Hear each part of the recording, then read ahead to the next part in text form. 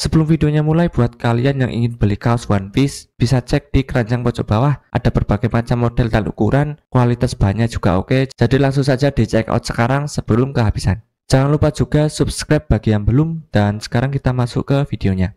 Pertarungan kembali berlanjut dengan Warkuri yang mengincar Luffy. Namun Dory dan juga Brogy sudah bersiap mengantisipasi serangan tersebut dengan menggabungkan teknik mereka yang mereka beri nama Sun Shield. Warkuri bertanya ke mereka, "Orang apa yang kalian lindungi tersebut? Apakah kalian paham siapa sebenarnya dia?" Ya, para raksasa dengan lantang menjawabnya, "Mereka adalah teman kami." Serangan lanjutan dari para raksasa pun menyerang Warkuri. Teknik baru mereka bernama Skilda. Setelah itu musuh baru datang kembali. Kali ini Saturn bergerak. Saturn mengeluarkan sejenis bola venom yang dia semburkan dari mulutnya. Luffy pun sontak berteriak, "Itu pasti racun, Jetty, jangan disentuh." Saat Luffy dalam kondisi panik, dia pun mengambil sebuah pohon yang ada di dekatnya, membuat sebuah kerajinan menarik dari pohon tersebut, di mana dia berusaha untuk menggigit pohon tersebut, membentuk sebuah senjata, yaitu sebuah tongkat baseball yang diikuti dengan ciri khas dari angka Luffy bernomor ke-56. Imajinasi Luffy berlanjut dengan membuat sebuah topi diikuti dengan cat kuas.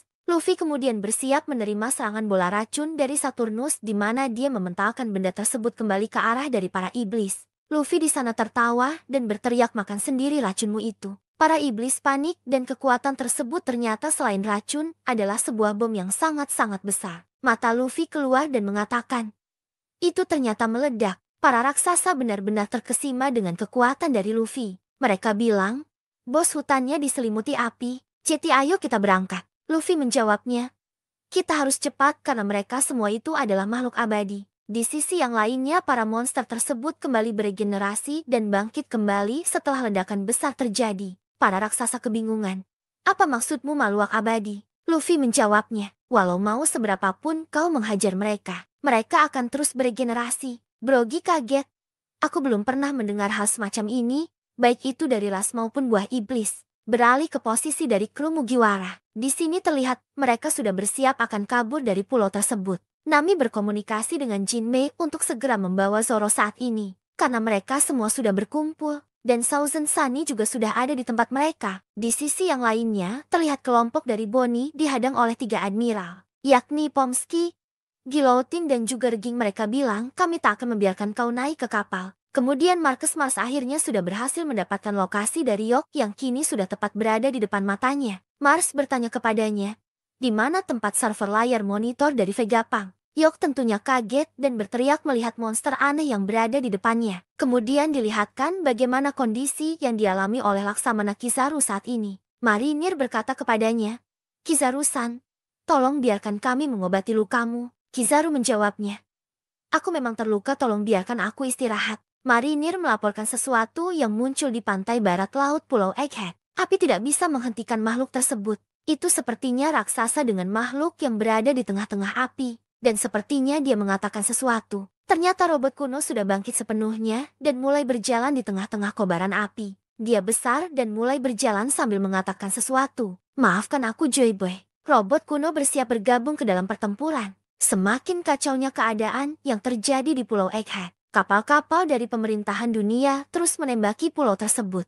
Meskipun tak sedikit dari kapal tersebut sudah mulai hancur lebur oleh tembakan pasifista. Seorang marinir berteriak di sana, "Tolong hentikan semua unit pasifista Mark 3 dan tingkatkan pembombardiran terhadap pulau tersebut. Jangan biarkan Yonko Luffy si topi jerami kabur. Dan jangan biarkan juga bajak laut Bonnie keluar dari pulau ini." Setelah itu, kita diperlihatkan pasifista yang tumbang satu persatu. Tentu pelaku utamanya yakni Sanggorosei Venus, Saint Titan Baron Venus Juro. Venus berkata, dia hanya anak yang berusia 12 tahun memberikan kekuatan seorang gadis muda untuk menghancurkan sebuah negara. Itu adalah hal yang benar-benar bodoh. Vegapunk kemudian memperlihatkan kelompok dari Bonnie.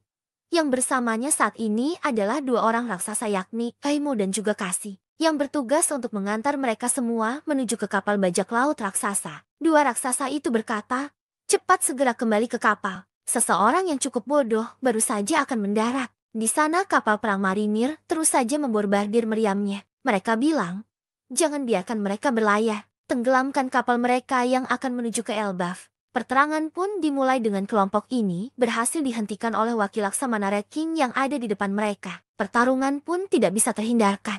Salah satu anggota dari mereka yakni Cyborg Frankie berusaha melawan wakil Laksamana ini. Red King berkata, "Aku tak akan membiarkan kalian lewat." Frankie menjawabnya, "Menyingkirlah dari jalanku." Frankie lalu menggunakan tekniknya yakni Strong Right. Kemampuan ini berhasil untuk menghantam mulut dari sang wakil Laksamana hingga mengeluarkan banyak darah. Pertarungan berlanjut. Sekarang Bonnie dihadang oleh salah satu wakil Laksamana yang bernama Pomsky. Pomsky berkata, "Di sana persiapkan dirimu, aku tidak akan membiarkan senjata militer kita berakhir pada orang sepertimu." Namun yang terjadi, Bonnie malah menyentuh bagian wajah dari wakil Laksamana ini. Dan kemudian menendangnya dengan sangat kasar yang dilihat oleh wakil Laksamana lainnya bernama Guillotine. Bonnie bilang di sana, "Ayahku adalah seorang pahlawan. Jauhkan dirimu dan rasakanlah ini." Beralih menuju ke laboratorium yang ada di Pulau Egghead, dilihatkan siaran Vegapunk yang masih aktif. Stella beserta dengan para Vegapunk lainnya sedang berbicara sesuatu. Inti dari pembicaraan mereka adalah bahwa tersisa waktu sekitar 4 menit lagi untuk pesan akan tersampaikan melalui sinyal ini. Dalam laboratorium tersebut saat ini ada Mars yang bersama dengan Yok, yang dimana Yok ini mengarahkan yokai tersebut menuju ke tempat di mana diduga menjadi server sinyal dari siaran tersebut. Tanpa basa-basi, Mars langsung menghancurkan ruangan yang disebutkan oleh Yok tadi dengan semacam laser yang menghancurkan sepersekian detik bangunan tersebut. Mars pun tampak kesal dan berkata, "Lihat, tidak terjadi apa-apa di sini. Siaran itu tidak berhenti." Yok di sana pun menjelaskan, "Tunggu dulu, jangan melakukan apapun yang mencegah hal lain terjadi. Jika aku Stella, aku pasti akan menyembunyikan siput transmisi streaming di tempat lain." Mars berkata, "Kalau begitu sampai kita menghancurkan seluruh laboratorium." Yok kemudian menjawab, "Itu tidak ada gunanya. Turbe lantai 2 adalah di mana tempat lantai pengembangan senjata dan juga lantai satunya adalah tempat pembangkit listrik. Begitu juga dengan Tower C di lantai ketiga. Semuanya adalah hal unik yang penting dan tidak boleh untuk dihancurkan. Dan satu lagi, jika laboratorium dihancurkan, kehancurannya akan sangat kuat sehingga akan menghancurkan Pangrecor juga. Jadi pikirkanlah alur pemikiran, kau harus sama dengan pemikiran dari mereka." Di saat mereka berbicara, Mars merasakan suara kecil yang berasal dari Pangrecor. Dia kemudian berkata, "Di sana aku seperti merasakan ada suara kecil dari sesuatu. Jadi mungkin saja itu ada sesuatu yang berada di Pangrecor. Mungkinkah disinilah tempat dari Dan Musi itu berasal?" Mars pun bertanya kepada Bonnie, "Tolong tunjukkan aku pintu masuk menuju ke daerah sana." Mars pun kemudian terbang menuju Pangrecor, beralih ke Stacy dan juga Kaku. Saat ini Kaku sudah mulai sadar. Kaku sendiri sedang berada di perisai gelembung yang ditahan sebelumnya. Kaku bertanya kepada Stacy, "Apakah yang ada di dunia saat ini yang terlihat seperti monster itu adalah gambaran besar itu adalah salah satu dari 5 Gorosei?" Stacy kemudian menjawabnya,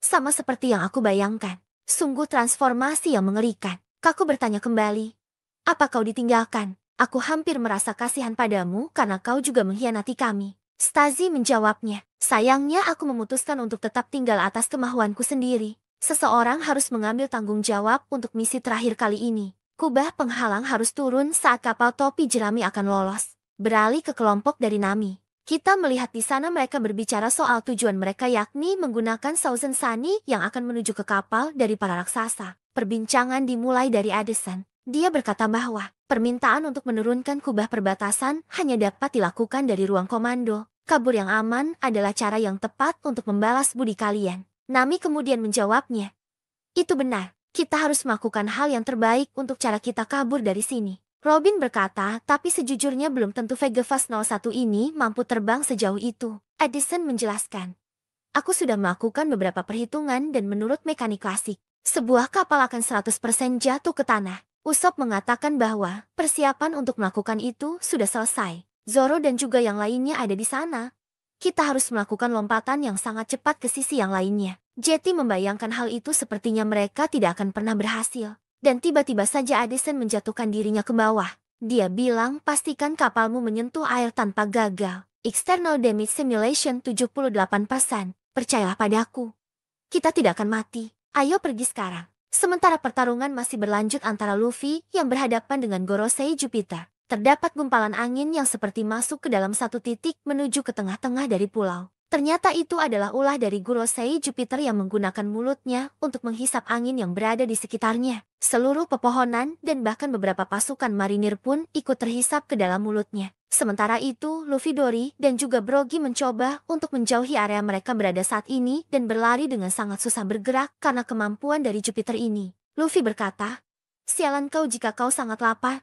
Bagaimana kalau kau makan gedung ini?" Luffy kemudian menendang seluruh bangunan untuk memisahkannya dari tanah, lalu melemparkannya ke mulut dari Jupiter. Para raksasa jelas tampak terkesima melihat kemampuan dari Luffy yang menghentikan Jupiter. Namun sayangnya setelah itu, Luffy kehabisan tenaga dan berubah menjadi Luffy tua. Para raksasa kaget dan bertanya kepada Luffy, "Apa yang terjadi denganmu, Mugiwara? Kau terlihat seperti seorang kakek yang sangat tua." Luffy menjawabnya, "Semua energi yang berasal dari makananku sudah menghilang." Dan mereka pun langsung menawarkan sebuah makanan bernama Hakal. Makanan ini adalah fermentasi dari hiu, di mana makanan ini dirasa Luffy mempunyai bau yang sangat menyengat. Dan kemudian setelah memakan makanan tersebut, Luffy tampak kembali bugar namun masih ke dalam mode manusia biasa. Saat itu, terjadi tiba-tiba saja Gorosei lainnya mendekati mereka bertiga. Sekarang giliran dari Mercury yang mengejar mereka dari belakang. Semua tampak benar-benar kaget. Di belakang mereka ada babi besar raksasa yang bersiap mendekati mereka. Namun Luffy sudah bersiap dengan menggunakan teknik Gomu Gomu no Rock untuk menghentikan babi hutan ini. Namun ternyata serangan yang dimiliki oleh Luffy ini malah berefek kepada tangannya sendiri yang terbakar dan merasa kesakitan. Kembali diperlihatkan laboratorium di mana saat ini posisi dari kelompok Nami sedang dikejar oleh Saron yang sudah tiba di tempat mereka, berada dengan kaki laba-laba Saron yang mencengkeram awan dan bersiap untuk mengintimidasi kelompok ini. Sementara itu, di sisi timur pantai Pulau Egghead, hal yang sama juga terjadi, di mana kelompok dari Bonnie sudah tiba di kapal bajak laut raksasa. Dihadang oleh Nusjuro yang sekarang tepat berada di depan mereka dengan siluet yang benar-benar mengerikan. Lalu memperlihatkan laboratorium Pangrekord. Mars akhirnya tiba di tempat teratas Pangrekord, di mana itu adalah tempat persembunyian dari Dan dan musi siaran sinyal dari Vegapunk. Layar monitor di sana berkata bahwa waktu yang tersisa hanya 1 menit lagi untuk menyiarkan pesan dari Vegapunk. Namun benar-benar sangat disayangkan, Mars sudah berada di depan dari benda tersebut sekarang. Dia berkata, "Jeti ini dia, kau kurang beruntung Vegapunk." Dan tiba-tiba Mars mendengar sesuatu yang aneh. Mars melihat ke atas dan mengamati sesuatu dengan wajah yang benar-benar serius. Sesuatu datang mendekati mereka. Diperlihatkan kembali Pulau Egghead dengan siaran yang masih saja berlangsung hingga saat ini. Dalam kurun waktu 1 menit lagi, apakah otak terbaik di dunia saat ini sedang berpikir? Otak terbesar di dunia yaitu Pangrekord. Setelah itu, kita diperlihatkan Vegapunk yang berbicara dengan semua Vegapunk. Vegapunk berkata, "Nah, karena kopinya tidak mau dingin dan waktu kita sangat sedikit. Jeti, apakah siput kita sudah siap?" Saka pun bilang,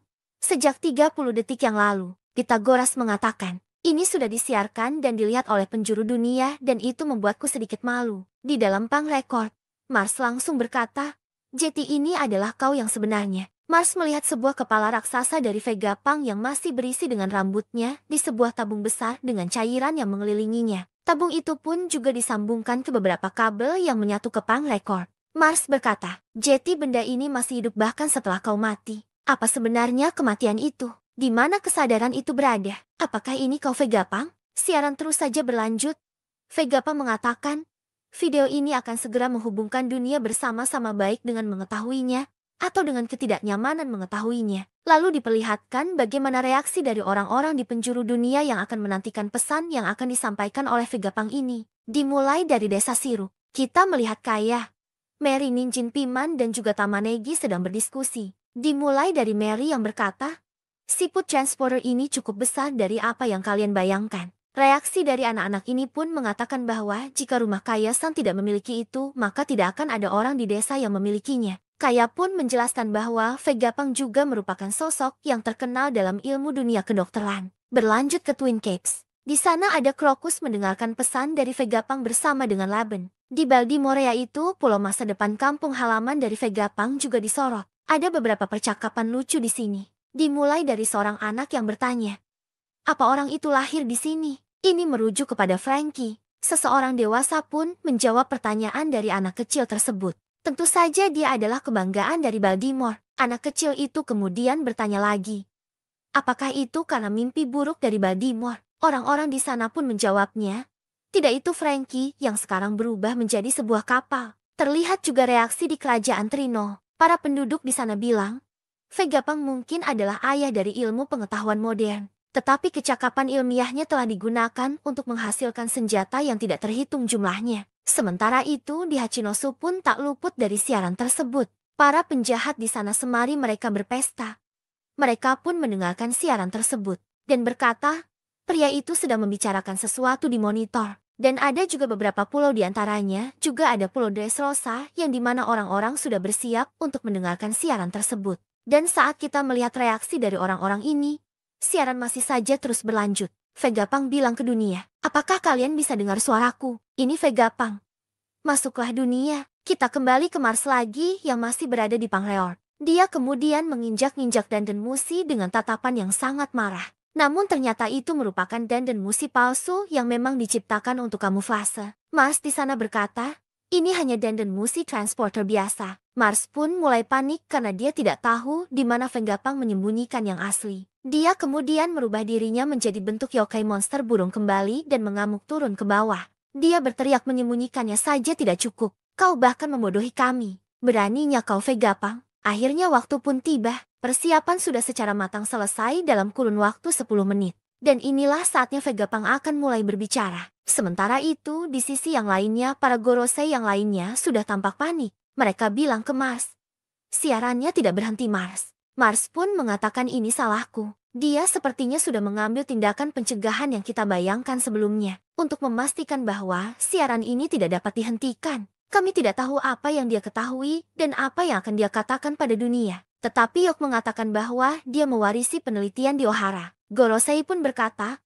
ini berarti tidak akan berhasil sama seperti dulu dengan Clover. Apakah kau berniat membalaskan dendam Ohara Vegapunk? Lalu diperlihatkan posisi dari Sanji yang saat ini bersama dengan Vegapunk yang berada di pundaknya sedang menuju ke arah dari kelompok Bonnie. Di sana dia berkata, aku bisa mendengarnya. Bonnie-chan membutuhkan bantuanku. Dan siapa itu? Aku tidak akan menyerahkannya pada Marinnya. Sanji tepat pada waktunya saat sebelum Nusjuro ingin menggunakan pedangnya dalam menyerang kelompok Bonnie yang saat itu Franky sedang menghadangnya. Sanji berkata, minggir Franky, orang yang akan disukai olehnya adalah aku. Jangan berharap simpati pada aku meskipun kau adalah orang tua. Beginilah cara bajak laut bertarung. Sanji berhasil menenang wajah dari Nusjuro. Wajah dari Gorosei ini mengeluarkan darah akibat serangan dari Sanji tersebut. Namun tiba-tiba Nusjuro berubah menjadi mode Bakotsu dan menggigit tubuh dari Sanji. Akibat serangan tersebut tubuh dari Vegapunk terpental dan untung saja dia diselamatkan oleh Atlas. Dalam kejadian ini, siaran masih saja berlangsung dengan Vegapunk yang mengatakan,